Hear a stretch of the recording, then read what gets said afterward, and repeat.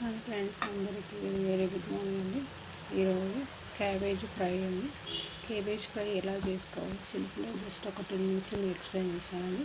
కొంతమంది క్యాబేజ్ డైరెక్ట్గా కూడా మనం ఫ్రై చేసుకోవచ్చు. కొంతమంది కుక్కర్లో పెట్టి ఉడికించినాక కూడా ఫ్రై చేసుకోవచ్చు. నేను ఇది కుక్కర్లో మెత్తగా ఒక విజిల్ రానిచ్చి పక్కన పెట్టి ఇలా పోపేస్తున్నాను.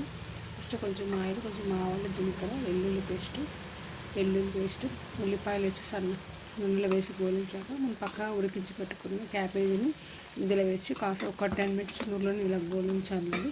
ఇలా గోలించాక అందులోకి తగినంత ఉప్పు, పసుపు, కొంచెం కొత్తిమీర, కరివేపాకు వేయాలండి. ఇలా వేసాక ఒకసారి అన్ని పెట్టి ఒకవేళ ఏమైనా సాల్ట్ సరిపోకపోతే కొంచెం సాల్ట్ యాడ్ చేసుకోండి. ఆల్రెడీ నేను బాయిల్ అయినప్పుడు కొంచెం సాల్ట్ వేసానండి. సో ఒకవేళ సాల్ట్ సరిపోకపోతే కొంచెం సాల్ట్ యాడ్ చేసుకోవచ్చండి.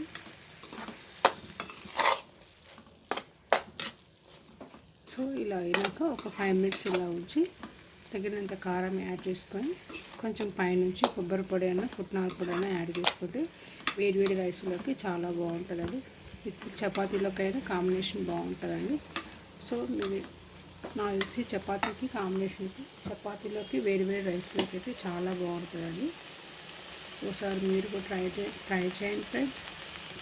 ఓకేనా ఫ్రెండ్స్, ప్లీజ్ సబ్స్క్రైబ్ చేసుకోండి, ఒక లైక్ చేయండి ఫ్రెండ్స్. ఎవరైనా మీ ఫ్రెండ్స్ కానీ మీ బంధువులు కానీ ఎవరైనా ఉంటే నా వీడియోని షేర్ చేసి ఓ లైక్ వచ్చింది సబ్స్క్రైబ్ చేసుకొని మీ ఇంట్లో ఫ్రెండ్స్ లాగా మీ కుటుంబ సభ్యురాలు ఒక దానిలాగా నన్ను కూడా ఆదరించండి ఫ్రెండ్స్.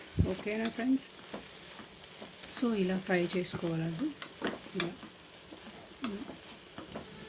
ఇలా మొత్తం కారం అన్నీ వేసాక పైనుంచి కొంచెం కొత్తిమీర, పచ్చి కొబ్బరి అయినా సరే ఎండు కొబ్బరి అయినా సరే యాడ్ చేసుకోవచ్చు అండి, మీ ఇష్టం.